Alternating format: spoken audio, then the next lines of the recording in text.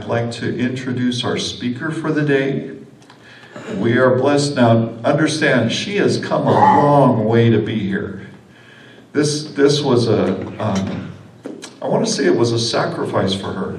It really was. She made a huge effort to be here. She lives in Hollywood. She really went all out for us. So please bring a wonderful welcome to Marilyn Atlas.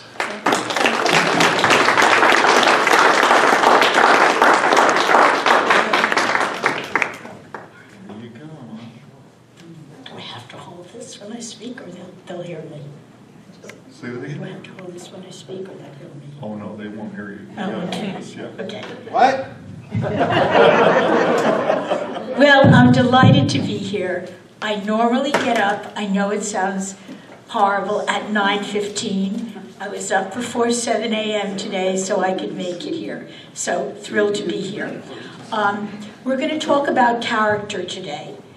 Many, many years ago, after reading lots of books, I'm a manager and a producer. I represent writers and actors, and I also produce movies and plays when I'm lucky enough to get them made.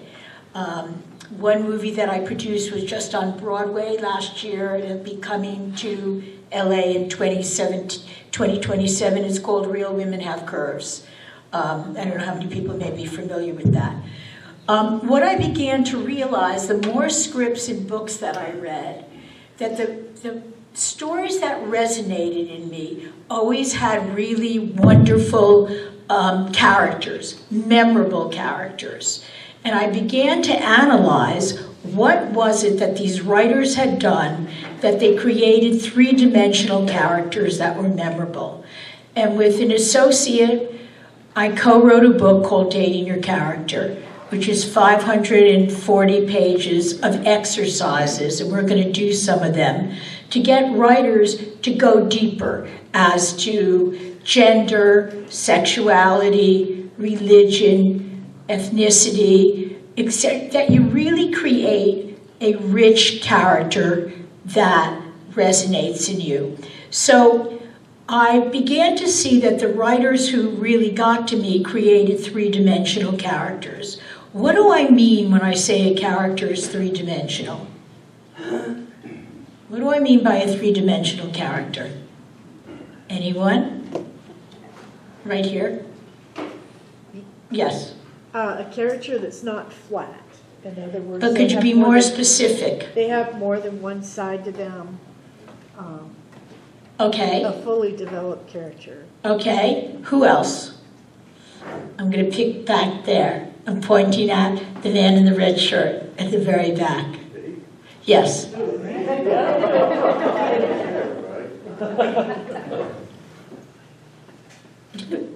Any thoughts?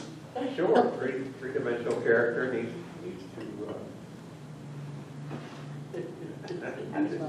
Oh, come on, guys! Okay, right here. Somebody that has a lot of depth. Depth. The easiest way that I talk about a three-dimensional character is who is the character physically, who is the character sociologically, and who is the character psychologically. That's how I break down a three-dimensional character, and I'll repeat. Physically, psychologically, and sociologically. And of course, if you've really got into the depth of who your character is, what does a character think and feel? How do they act?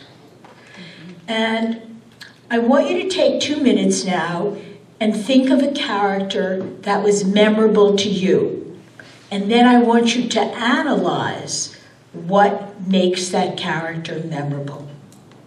So I'm giving you 2 minutes to do that exercise. I'm not interested in the actor's performance, because actors are attracted to roles that have a lot of depth and that have some gravitas. So yes, one of your favorite characters and what makes them memorable. I would say Mr. Potter and It's a Wonderful Life. He made you want to hate him.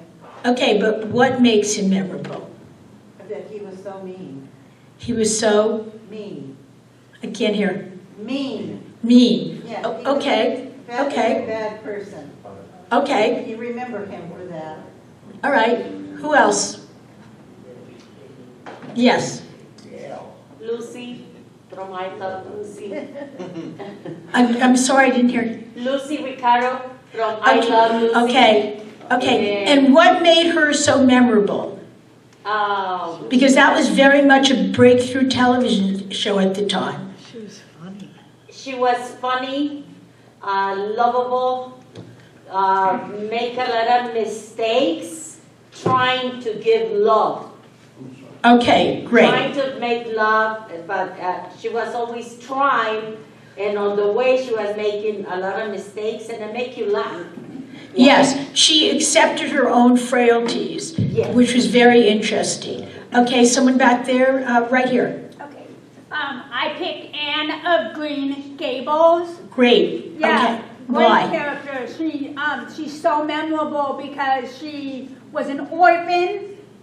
So sociologically, she came from a difficult background.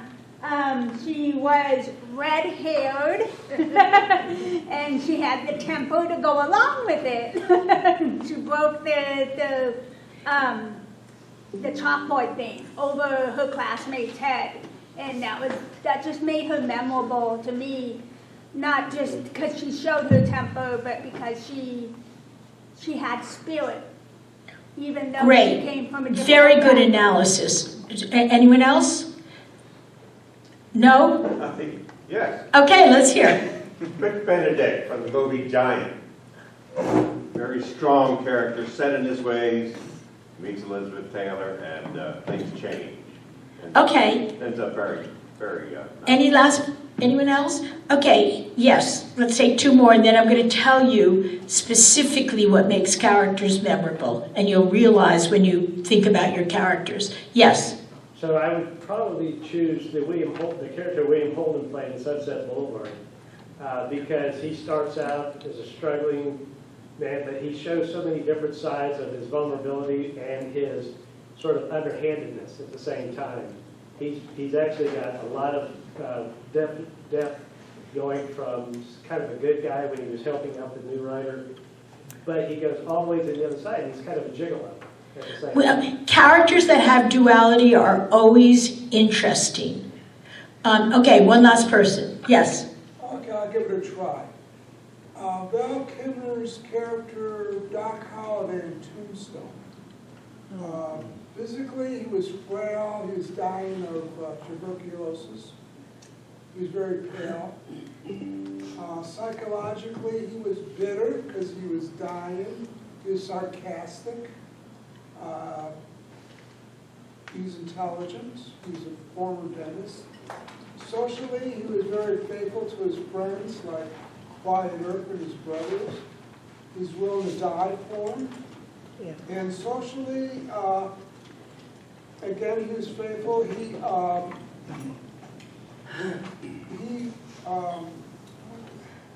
I think I overlapped a little bit. Well, pretty good. So what makes a character memorable, I got it down to 3 words. They're either relatable, and I want you to think about this. They're either relatable, fascinating, or mysterious. There's probably others, but think about characters that are relatable to you, that you feel some connection, and it's usually they're memorable because they're relatable, fascinating, or mysterious.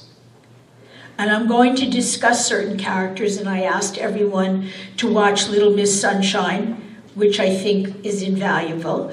And you will see those were first-time writer-directors. Every major star wanted to be in that movie because the script got so much attention for being such an original and rich script as to characters. I'm going to give you a quick little exercise now. I want you to think of a character you are working on, and I want you to write down what are 3 non-negotiable traits that your character possesses. You should know this. 3 non-negotiable traits. Did you have a question? Okay, 3 non-negotiable traits.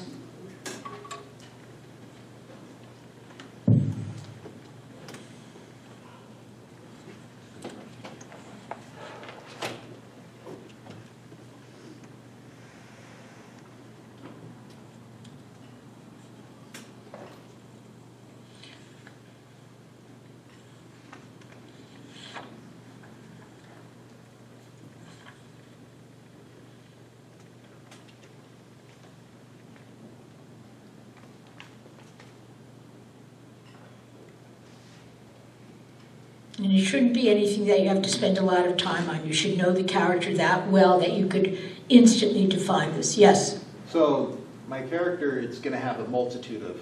It's going to have a... multitude of character arcs. Good. But here on its first set of arcs is innocence, intelligence, and danger. Love it. I love when characters have duality. And that character, do they mask their dangerous side so that you're not sure originally when the character is introduced? It doesn't realize he's dangerous. And Even more interesting. And that's why the innocence. All the actions are innocent, however extremely dangerous. There's a sinister aspect. I like that a lot. Yes, back there. I have a character named Hazel, and her 3 characteristics are: she is a beauty, a stunning beauty, she is cunning and manipulative, and she is desperate. Great. Again, look at the dichotomy. I can tell you, working with actors for over 30 years, they love characters that are rich and have many layers to them. Very good. Anyone else? Yes? Flexible, vulnerable, and fearless. Okay. Any last person? I'm very curious what everyone's reading now. A lot of times, you could use how characters are introduced are very, very important. I want to talk about that a little bit, about how characters are introduced. You could use how a character is introduced to to have your reader think one thing or your audience think one thing, and actually we find out something else. So I think of an easy example of, like, how many people saw Legally Blonde? Okay, so it's a Reese Witherspoon movie. She's depicted when we first are introduced to her, and the writers were very smart about this. She goes to Beverly Hills High School, she's wearing powder pink and blue, and she's carrying 2 chihuahuas. What is the assumption we make? She's not smart. She's a dumb blonde. Yeah. But what happens through the course of the movie, she gets into Harvard Law School and wins. And if you even want to use an old movie. So a lot of, how many people saw Double Indemnity? Okay, a brilliant use of that. One of the first scenes in Double Indemnity is a family is sitting, it's in black and white, watching, listening to the radio and reading. The father's in a suit, he's wearing, he's reading a newspaper. His wife is sitting next to him. She has a piece of hair that goes over her eye. There's a slit in her dress. And her daughter's sitting next to her wearing a dress with a collar up to here. What did the writer want the audience to assume when we saw that first image in the movie? Yes, anyone? Yes. Was this the dichotomy in the family life, or how they present themselves? Yes, but what more? Let's focus on the Barbara Stanwyck character, who has a slit in her dress. Part of her hair is over her eyes. Her hair's kind of blonde. Potentially promiscuous. Exactly. And what does she eventually do? She gets someone to off her husband. So first images, when you're writing it, it's the same thing in a book. It's called cultural coding. When you use a stereotype to convey something right away. That's called cultural coding. And if you ever saw the movie Crash, that uses it constantly throughout the movie, which was the purpose of when the writer started this. A very good movie to check out in terms of cultural coding. So it's really important how characters are introduced. And many of you, as I requested, watched Little Miss Sunshine. How are the different characters introduced? And what, right from the get-go, we have an understanding of who these characters are. So what about the Steve Carell character? How does he come in to, the family is having dinner or lunch, and how does he come into the scene? Does anyone remember? Okay. He's wearing all white, and he walks very slowly into the scene. The other people at the dinner table, there's the son, which was very interesting. He only communicates, this is a teenager, and here's something interesting. He's not talkative, he only communicates through writing on a pad. The mother, is very cheery. The father, which Greg Kinnear, will eventually cite things, and the young daughter is very innocent. I want to backtrack one moment. You always want to know, I want to reiterate, who the character is sociologically, who they are physically, and who they are psychologically. So the family, and then there's the Alan Arkin, who's the uncle, also comes to this meal. What is the socioeconomic level of this family? And how is that conveyed to us? I'm sorry? Did someone say? Trash. I didn't hear you. They're trash. They're crass? Trash. Lower middle class. And how do we know this? They're eating between their kitchen and a room that's maybe the living room. They're eating on a bridge table. Food is brought in. But what is so interesting about every character there is when Gregory Kinnear's character judges the world and people by are they winners or losers? And he has a program called the 9 Steps, which he tries to sell to people. But a very interesting understanding is given of the characters at that meal. Steve Carell, we see he walks in, he's wearing all white, and the young daughter says, how come you're wearing all white, or what's going on? He said, I was a major Proust scholar, but I was only number 2, and number 1 was someone else. And she says, who's that? And he says, my boyfriend, my ex-boyfriend, and that's why I was in the hospital, because I tried to commit suicide. And she says, and this is so key for how well the writers, it's a husband and wife team, knew the characters. She says, a boy, no judgment call, just, okay, that's what it is. And again, I keep on emphasizing, because the writers knew these characters so well, they were able to show at that introductory scene who each character was. The mother tries to always make everything right. The grandfather, is kind of known for being a drug addict, very outrageous, but very loving. And again, Greg Kinnear's character breaks everything down into winners or losers.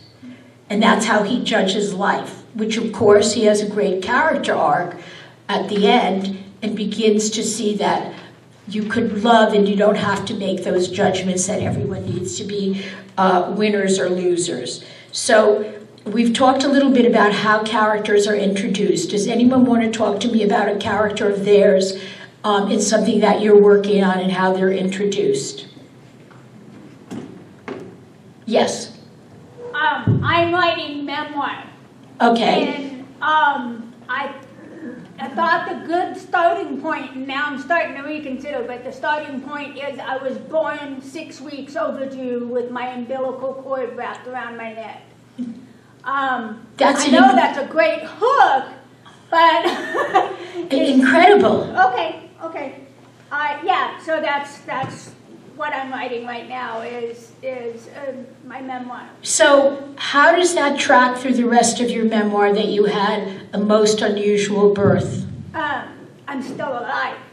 I developed bipolar later in life, and I've survived 10 cycles of suicidal ideation. So clearly I'm meant to be here for something. So. But that theme woven throughout your story is incredible, and also that you don't pity yourself, which I think is that you're very accepting. I think that's very interesting. If we have a few minutes and people want to pitch me their stories at the end, we could absolutely do that. I want to talk a little bit about three-dimensional characters. One of my favorite characters was from a show called The Wire. I don't know how many people, but this was written in 2000, and what I thought was so brilliant about this is the writer, I have an associate with me here today who actually works with someone that represents this writer. I didn't know that. Okay, I think Omar Little is one of the most fascinating three-dimensional characters I have ever seen, and it was in the early 2000s. What David Simon, who was a journalist that created this television show that was very, very successful on HBO, and during the time of President Obama, it was his favorite show.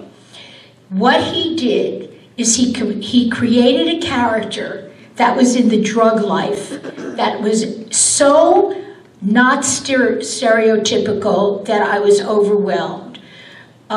One of the things is that he was incredibly intelligent, and he had a strict moral code that was reinforced by his grandmother. And he grew up in the African American church. And once or twice a month, there could be, I've never seen a drug dealer depicted like this, there could be no drug dealing and no kind of gang wars. Everyone was to be in church or to at least be respectful of God. And that was put out. He had great insight into people. And there was a wonderful example where he's in court and he's just observing. And he sees the judge make a comment. It happened to be an African-American person that was on the stand. And he whispers to someone sitting next to me. He says one thing, but in writing, he writes something else. And it was showing us the insight that he knew how the justice system often worked. The other thing about him that was so interesting was the writer had read that inner city kids were fascinated by Greek mythology. He gave that characteristic Greek mythology to Omar. And so how is Omar shown one day? Omar again is in court, and a bailiff is doing a crossword puzzle, and he comes across something that relates to a Greek word. Omar leans over and gives him the word. Now for me, he never swore. He was even though he was a drug dealer, he was tied to the church, very respectful, studied Greek mythology, and what was also very interesting at the time, he happened to have been gay. And many times in the African American community, a character that was gay may have been frowned upon. He owned it, and to show how other people felt, remember this takes place, it was written in the early 2000s, he has one of the other drug dealers make a comment about him, that when they found out that he wasn't a heterosexual, they were going to triple the price on his head. It was done very, very smartly because the writer really knew who these characters were. And another thing that I think, and I loved when we talk about how characters are introduced, the Omar character is introduced, he's singing Farmer in the Dell on a very darkened street under a headlight, and he's wearing a trench coat. So you're thinking, I'm not used to seeing a character like this singing Farmer in the Dell. So yours is incredible. I'm very impressed. That's a great intro. Know your characters well enough that how you introduce them, we as the writer or viewer get a sense of who they are, something about them. Who could think of some other characters and how they're introduced that were memorable to you? I'm a big book reader, so you can mention books too. Anyone? It's really important. Yes? Odd Job from Goldfinger. Oh, okay. How many people saw Goldfinger? Okay, how is he introduced? That's a great example. As a shadow and just a ding.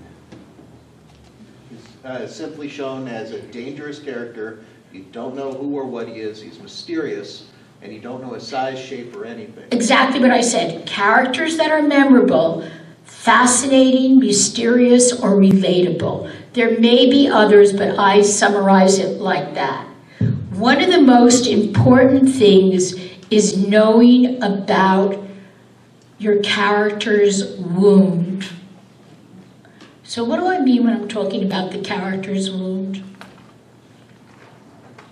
Even in a comedy, I asked everyone to watch Little Miss Sunshine. What would you imagine Greg Kinnear's wound is, considering that he divides the world up into winners and losers, and he has this 9-point project, sales pitch that he tries to do? I didn't see the movie, I apologize, but I would imagine that his wound is that because he fell short of the #1 position, his pride was wounded. And no doubt something in his childhood that he felt compelled to relate to people that way. Right. So when I talk about the wound, an easy way for writers to write about it is what I call the 5 W's, the 5 F's, excuse me. So flee. So I think of a movie like Runaway Bride. Every time that Julia Roberts' character would get to the altar, which was 4 times, she would run away. So that's fleeing. Faint, and I mean not physical faint, but which you could also use as faint.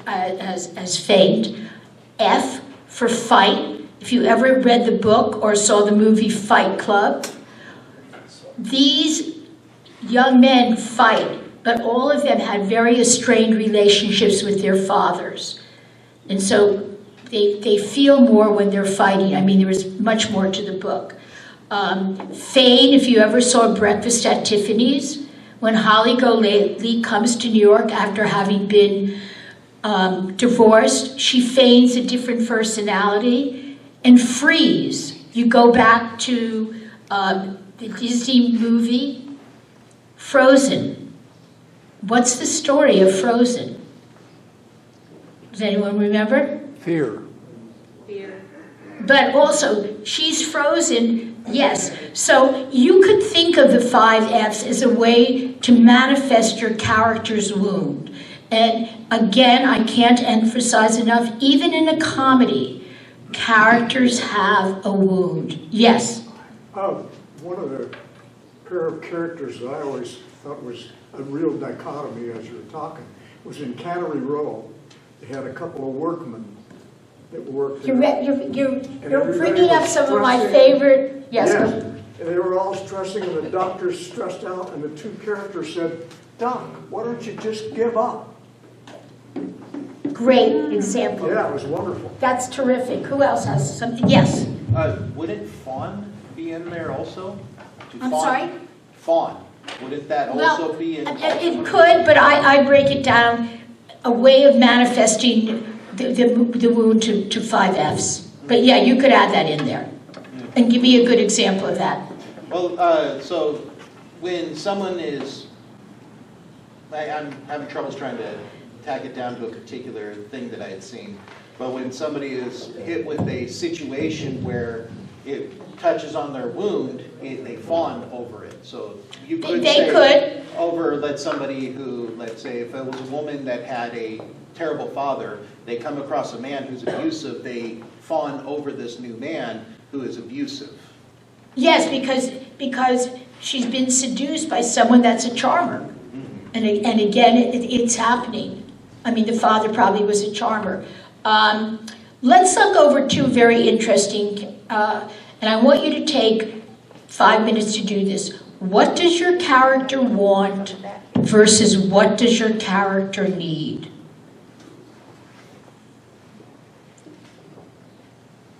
And what's the difference? What's the difference between want and need? All right, I'll tell you. What a character wants is conscious.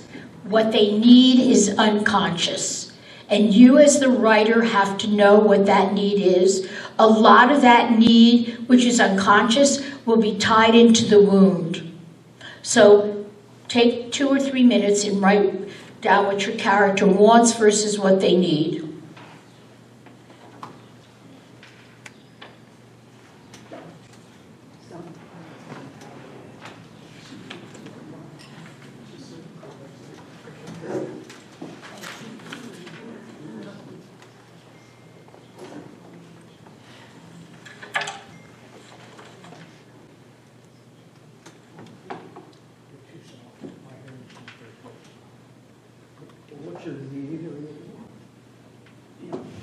Do you need me to repeat?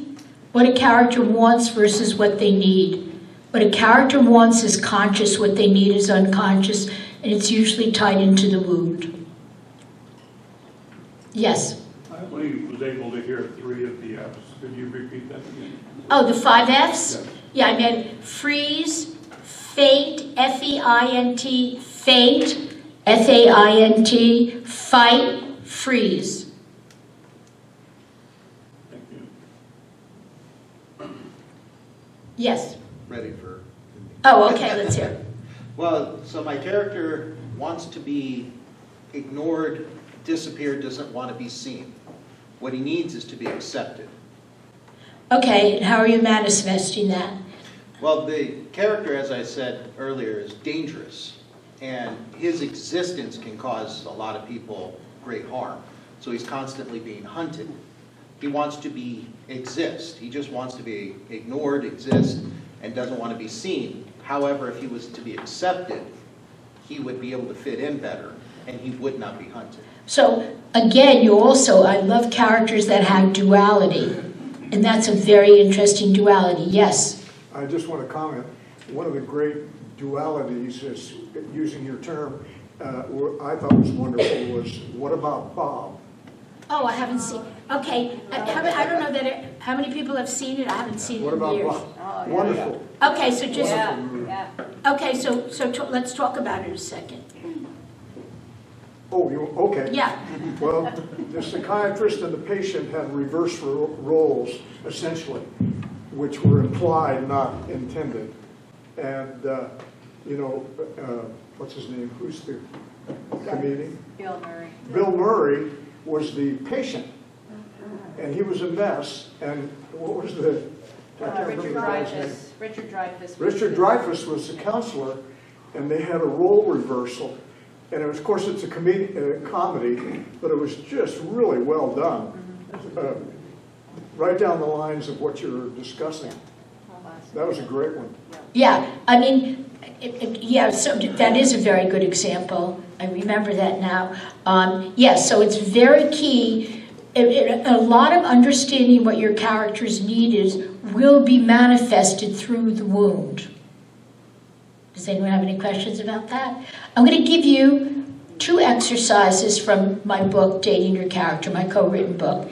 And the first exercise that I want you to do and you could do this at home, you're going to imagine yourself as the character. You're going to imagine yourself as the character. And if you were doing this at home, I would have you set a timer for 1 minute, and then your job is to imagine yourself as the main character and write, you're going to do it now, continuously from the character's point of view. Write continuously from the character's point of view, as many thoughts as fill your mind. And I'll tell you when to start. I like to say this. 1, 2, 3, go.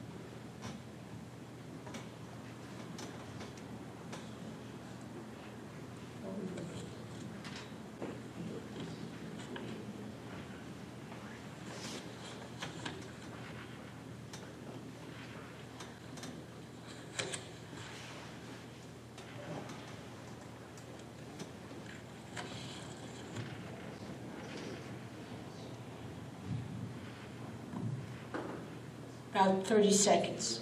I'm making this time up.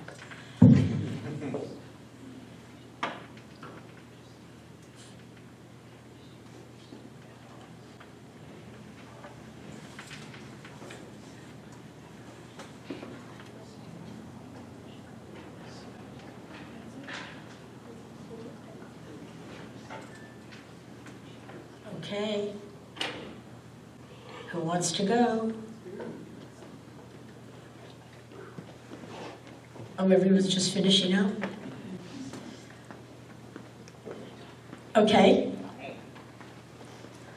I remember thinking Robert was attractive, but I didn't think he'd be attracted to me. We spent the first semester of college becoming friends, but dancing around our attraction to each other. He asked me out on our first date. I love that line. I didn't think, you know, that's kind of like something that has universal resonance a lot. And then the final line is, he asked me out on a first date on a Friday the 13th. Oh, that's terrific. I really like that. All right, let's hear from 2 or 3 more people. I'm going to try to give you some more exercises. Yes, back there. Okay, it's already done. I was not raised to dream. I was not raised to believe in myself or my abilities. I was raised to be a bar whore, nothing more. I was surrounded by them. Not all of them were in bars. Some were right there in the grocery store, waiting to be picked up like a ripe and ready tomato. Whoa. Really? These writers, I'm the lucky one today. Thank you. Okay, so really good. Let's talk a little bit more about, we talked about the wound. I know I'm rushing through stuff. I want to remind you about watching how a character enters a scene as a writer, dealing with the wound, knowing the difference between want and need, but most importantly, or as importantly, is I love when writers write with great subtext. And how many people saw the series Mad Men? Okay, well, to me that was just a brilliant use of subtext. So the Don Draper character, John Hamm, you know, had grown up in a horrible home environment. The father was alcoholic, the mother worked in a brothel and died. He takes on another identity, and so we all know, the audience knows his backstory, and he leaves the advertising agency he was working with in the 60s, and he opens his own ad agency, and I thought this was a brilliant use of subtext. So he's being interviewed for a magazine, and the magazine reporter says to him, "Tell me about yourself." And the John Hamm character, it was written in the script, pauses for 45 seconds, not a word. He smokes a cigarette, and he says, "I was brought up in the Midwest where I was told it was impolite to talk about yourself." We as the audience know his wound, we know his backstory. Look how brilliantly he, in that bit of dialogue, deflects what we as the audience know. And another time, which I thought was even more telling in terms of a brilliant piece of dialogue, he was pitching a project at an advertising meeting, and he throws out a bunch of ideas, and he says, "I'm sorry, I work in advertising. We create love. I don't believe in love." It wasn't quite that on the mark, but that was basically what he said, which also goes back to the wound of which I told you of what his childhood was like. And how he never acknowledged it to the very end when he wound up going to therapy. But just using subtext is brilliant, and actors love that. Do we have time for me to give one or two more exercises? One more. Okay, I'm going to give one more exercises, okay?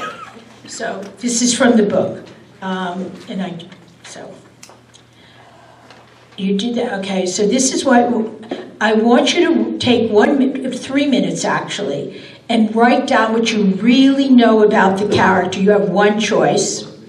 You can write down everything you know about the character in depth. That's one exercise, and I'll give you another, just in case. The other exercises is, if you're really in the flow, you might wind up with a page of random images, thoughts, and feelings. So could we time everyone for 3 minutes to do this exercise?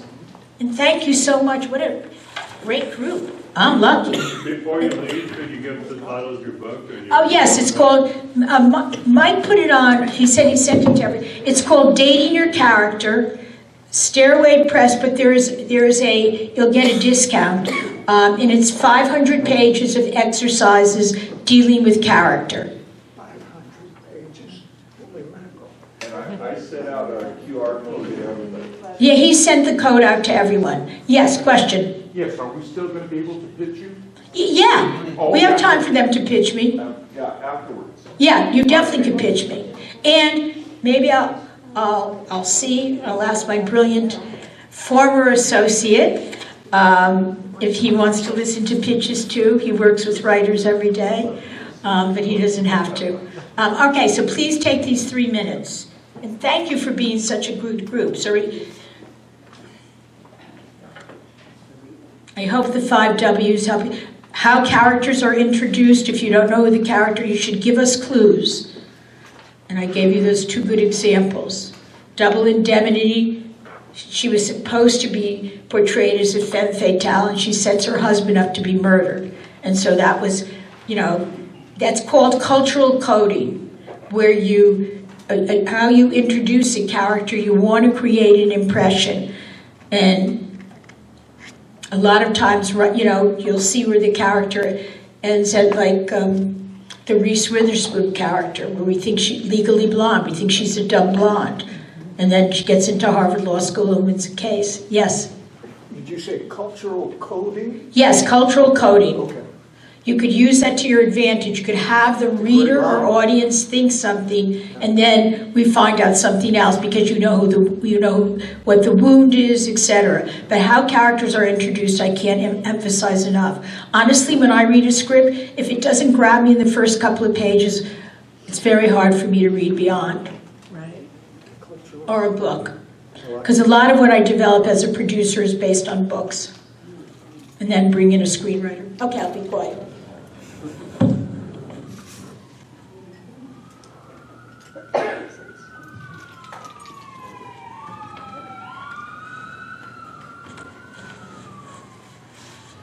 But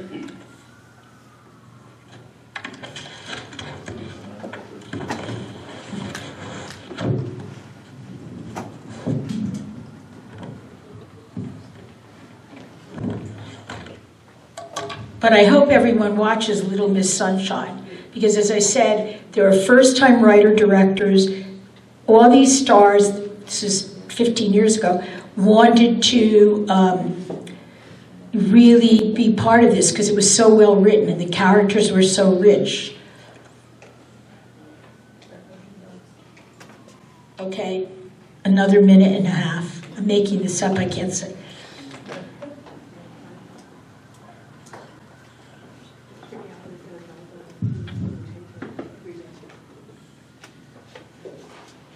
Yes. Besides originality, what are producers looking for these days? I'm sorry? Besides originality, what is selling right now? Okay. Horror still continues to sell. There's been a rise in rom-coms, but again, everyone is very concerned about budget. Now, this month, $750 million is coming to Hollywood on tax incentives. So people are hoping that that production will be brought back to LA. So horror, comedy, but comedy, you know, there's still much more television. A lot of people are getting breaks because they've had, I just read there were two twin brothers in Australia that were posting a lot on YouTube, and they were doing so well that A24, which is a major film company, offered them a deal to make their own movie for $2 million. Last year, a writer that won that had gone many times to Austin also got representation. People are paying more, but budget is a huge consideration. And of course, if you have books that have done well, IP is all over the place. Thank you. Yes? We have to go to our break. Oh, sorry, I'm having such a good time. That's okay. All right. We can finish this exercise after. Okay, perfect. Why you start with you, Mike? Okay, can we please give Marilyn a big hand and thank her for coming all this way for us? Who says she's in awe of all the talent? I'm really impressed. I've spoken at writers' events, I've listened to pitches, and the few people that spoke today, I'm really thrilled how smart, and I go by, a lot of what I do, even when I produce, is based on instinct. I can't tell you something, and I've always been a voracious reader. You know, I would be going to the library from the time I was like, you know, in 3rd or 4th grade. So I'm very happy to listen to anyone's pitches. If you want to pitch me now, if you have any questions you want to ask about the industry, that I could be helpful, ask away. So who has questions? Now everyone's silent. Yes? You brought up double indemnity, and I've studied Raymond Chandler in depth, and if you know Raymond Chandler, you know what he wrote in that movie. And because if you read his books, Kane wrote the book, but if you read the book versus the script, it's different, including Barbara Stanwyck and the daughter. So it's just, I had this idea to do a one-man play with Raymond Chandler, you know, sitting in a chair with his pipe and his cat. I started by producing plays. I produced 5 or 6 plays. That sounds like something that would do very well. I mean, I was talking to Alex, who I came here with on the way we were talking. I love film noir. I watch it. I just rewatched 39 Steps, which I hadn't seen in 30 years. Is that Alfred Hitchcock? Yeah, of course. And the thing I was just telling her, Raymond Chandler is in Double Indemnity. He's the guy sitting outside the office when Fred McMurray comes out okay. on the bench. He doesn't say a word, but it's him. So, But I think that's a great idea, and you could probably, if you, wherever you did it, that's something that you could probably see about if it could go on the road. would be Well, no- at least in Hollywood. it wouldn't take a lot of budget either. Right, Just- it's one yeah. set. Yeah, yeah. But there's a couple of theaters in LA that, when you have it together, that you might want to check out. I think that sounds great. All right, who else? Yes? Earlier, just so I can repeat it so other people know, you had suggested either going to a small publishing house or a large publishing house. Something else you had also mentioned, that if within the first couple of pages you're not hooked, you're not interested, basically. Well, I'm being honest. I will read something to the end, but not as enthusiastically. I have to be grabbed in the first 10 pages. Alex, as a writer and as someone that works in an agency, would you say the same thing? Yeah, I think across the industry, if most people read your first 10 pages, and if they're not in the first 10, they're gonna quit reading. So you need to hook your reader in 10 pages. That's pretty much everywhere across the industry. Exactly. And the other thing, I believe it's best for writers to either be with a small press, this is just my personal opinion, rather than self-publishing. And when they're creating their pitch, it's usually, because I'm used to, let's say, the elevator pitch, you got less than a minute to be able to get somebody hooked into what it is you want. In a minute. To set up that next meeting. So with something like this, do you just simply send out your documents to a No, you publishing never. house?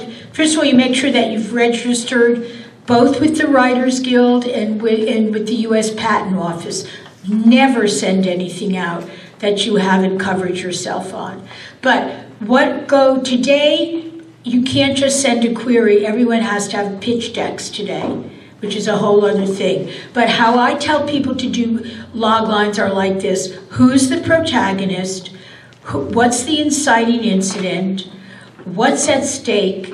And what's the hook that makes your story different than 50 other stories out there? A lot of it is about the hook. Wouldn't you say, Alex? Yes. And under that same notion, should you present, let's say, 10 pages initially, and it would be somewhere towards the middle of the story that you think? Well, even in the book world, when someone reaches out about a book, there's still in the publishing world, there's still a log line in the query letter. You have to have a log line in the query letter. Does that make sense? What's a log line? Okay, a log line is a 30 to 35 word summary of what you've written. Who's the protagonist? What's the inciting incident? What's at stake? And most importantly, what's the hook that makes your story different? So here's 100 years ago, I just thought of it, was sold for $250,000 on the stock, on the pitch. The two writers who happened to be actors went in and pitched Wedding Crashers. Right away in the title, we know what Wedding Crashers is. And I think they pitched it as two slacker guys in their 30s, crash weddings in order to get it on with women. And the hook was, and wind up falling in love and getting married. They sold it on the spot. So you have to, and the hardest thing for writers is being able to synthesize something you've written into 30 seconds. And that's what you have to do. Because when I'll make a call about a project of mine, I'm not the writer, I'll call a development executive and I'll say, I've optioned this book, or this is a TV show I'm working on. I'll tell them the log line, and then I'll say, do you want to see the pitch deck, which the writer has created a pitch deck, which is a verbal manifestation of what's going on in the story, who the characters are, and you'll try to name one or two known actors, but you want to be realistic, not name like an A-list actor that's busy for the next 6 years unless you're using it as an iconic name to get an idea of what the character's like, what the setting is, what projects that are similar to it, how have they done in the marketplace. Everything, is very, very market-driven these days. Yes. This may be a little off subject, but I was just wondering if you had any insight on that movie, The Fifth Element? I didn't see it. Oh, God. Alex, did you see it? Oh, It's spectacular. okay. Alex, you want to say anything? It's good. Well, I was just wondering how that storyline evolved or came from. I don't know. Okay. Yeah. It probably was pitched by a writer. They saw, one of the most disheartening things happened to me early on in my career. I had the rights to a true story. I pitched it at a company. It was 5:30 at night, and the executive said, I have to leave soon. It was in spring. My son's playing baseball, and I need to go see him. We're going to have our legal department call you tomorrow and make a deal. I was so excited. I get a call the next day. This was such a great lesson for me. He said, we're not going to make the deal. We don't think that this is going to play well overseas. And since it's very, very important that writers also think beyond the United States, because companies are very, very concerned about how this will play. When Squid Game came on during COVID, it was the #1 show all over the world, and I think that really accelerated the idea that material has to sell all over. Would you say that's because of cultural differences? No, not because certain stories play all over the world. I mean, Squid Game played all over the world. There was many series. I know there's that series Industry that's on HBO now, but it plays all over the world also. Then they have actors dub the scenes. So that's something also to think about, the universality of your story. Yes? Just to touch on it, when you were asking about like the cultural differences, just a much older example would be a video game called Oddworld, where the main protagonist is an ugly creature and his planet's been taken over. It did great here in America because we like the ugly character being the main character, but in Japan, which was the second large company, or the large market for it, it sold extremely poorly because they don't like ugly characters, they only like cute characters. So the buyer shouldn't have bought it then. Who else has questions or wants to? Yes? Could you talk a little bit more about why it's better to publish with a small publishing Well, house? it gives you more credence. And again, I'm judging a lot by my part of the industry. As I said, intellectual property is king. And it's very advantageous for a writer. Someone options their material. If their material did really well, they're going to not only negotiate to get a producer credit, but they're going to try to at least, doesn't always happen, to write the first draft, to be a consultant, etc. It just gives more gravitas. But again, I'm talking about books that people are looking for entertainment. And also, the brick and mortar publishing companies they have marketing and PR arm. They have publicity and PR, which is something you're going to want in your deal. Yes, you have a question. I do. So if someone was to pitch you something, let's say they're an independent writer, things like that, and if they have written one book, is that better to pitch it towards that, or would that be better if they have like multiple books? No, I think one book, if someone's been published with one, they've been validated. Yeah, I mean, I'm out with a project now. It was the first book the writer wrote. It happened to win a couple of book awards, but it was their first book. Back there. If you were kind of a novice, I suppose, and you were trying to make a decision whether to write a screenplay or a book, where would you start? I would go with the book. Alex? Yeah, book.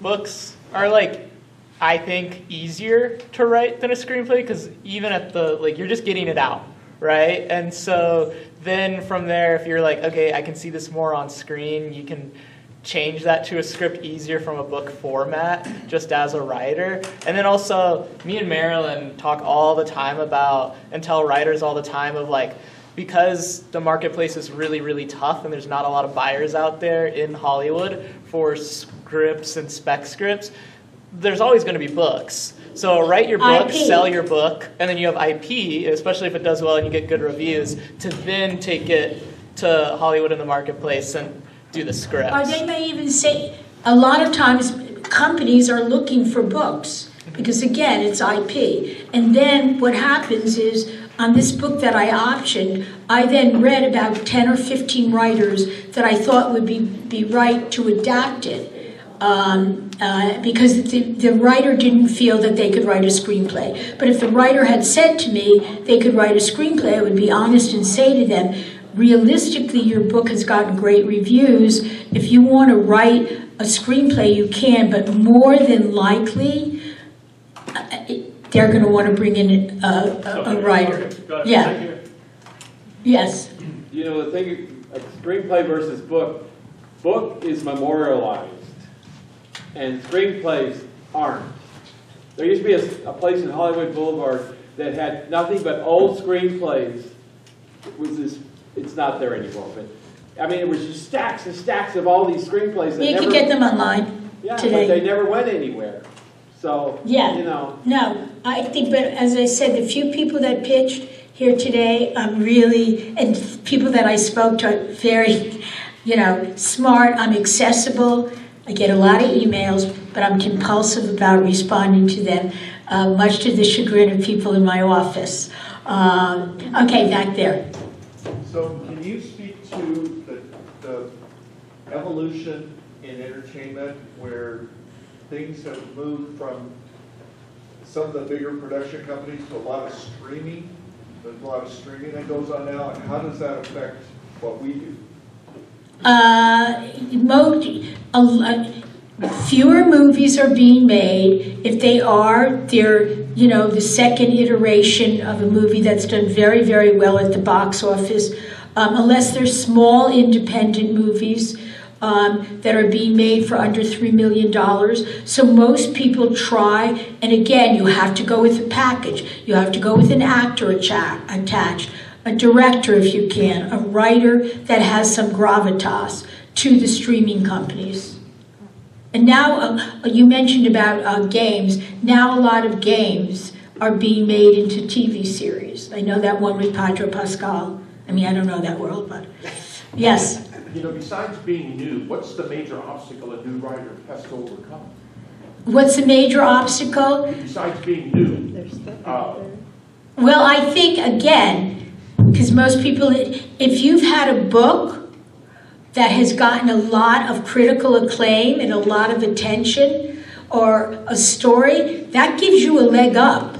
I mean, I'm being honest, if someone reached out to me, I happen to respond to people that I don't know, as I said, versus everyone in my office that gets mad. At least I think it's courteous to do so. Anything that gives you a little bit more. Well, one more question. Sure. I submitted my book to the Georgia Romance Writers there. Smart. Maggie. And I didn't get picked, and I'm not surprised. I mean, my surprise is for different reasons. But the judges, they really liked it, and they commented, and they sent me their comments. So my question is, am I being boastful if I include that? Are you kidding? Everything that gives you something extra, people, because an agent, a manager, a producer, if you were calling a studio, a network, this person just won out of, accolades for their great writing. As much of that stuff as you could put in is very helpful. Right, so how about right at the beginning, not at the beginning where you have your book, but within that first paragraph? I've recently won, in these, this is my genre, and this is my log line. Yeah, don't be afraid to brag about yourself. It was just that they really liked it. I didn't win anything, so I was wondering if that was valid. So. I would absolutely admit that I got great reviews. That you haven't said that you won to me is understandable. But that they were thoughtful enough to send you their thoughts, and I would use one of them. Okay. The best one. All right, thank you. Anyone else? Okay. You said earlier about, is it registering with the Writers Guild? And Copyright Office. Patent Office. Mm-hmm. Now, can we do that? And you have to be published to register with the Writers Guild? Or how do you? No, not at all. You just always want to have proof that it's yours. A lot of times people think that something of theirs has been ripped off. There's ways to tell. I'm not going to go into that because it's too, takes up a lot of time. But yes, I would always have my material registered. Someone back here, did someone have their hand up? Okay. For small publishing houses, I'm just going based off of a personal one that I had come across. Before I started actually self-publishing, I tested a small publishing house, but I could tell that when I say they weren't truly legitimate, they said, we're going to do all these wonderful things for you. We're going to help create a YouTube page. We're going to help create, we're going to upload it to all these different sites, which are self-publishing style sites. But I don't think they did any real advertisement, but they get a percentage of it. So what's the difference between that and a legitimate small publishing house? First of all, a real agency, did they give you a contract? They reviewed the manuscript and said, yes, we're interested and we would love to represent you. Here's a contract. Okay, so you'd have to see what it said in their contract. But I mean, I would be leery of that. That sounds like a repetition of something you could do yourself. It exactly what it was. So how would you be able to tell between that kind of a publishing house versus a legitimate do you have I don't know, but do you have a list of the main publishing houses? No. Okay, well that's your research. Okay. You know, like Simon & Schuster, etc. There's I think 7 brick and mortar publishing houses and then a bunch. And you want to go through an agent, through a literary agent. Your time should be spent finding literary agents. And do your research again. Do they like your genre? You don't want to go, it's like I said, for me, sci-fi, if someone sent me a sci-fi script, I'm not the right person for that. I like it, but it's not something I would be passionate about. So, you've done your research. Anyone else? I had such a good time, even if I had to get up at an ungodly hour for me. As I said, I wake up at 9:15, I was up at 10 of 7. Not used to it, but well worth it. Yes, you have a last question. How do you find an agent? That's hard. That is brutal. Well, the first thing you want to do is look up, if you're looking for book agents, look up book agents online. If you're looking for literary agents, go to the Writers Guild and see. Most of them, and you're going to want to try to find the younger agents because they want people that, and if you're looking for theater agents, there's a list that I think comes from the playwrights. Playwrights, I can't remember the rest of their name, publish a list of agents that represent. The publisher? Yes. The guild. Yes, they'll list who it is. Thank you. Couldn't think for a second. Anyone else? Well, thank you so much. I had a wonderful time. I would definitely come again, especially if it was a little later, but I could do it.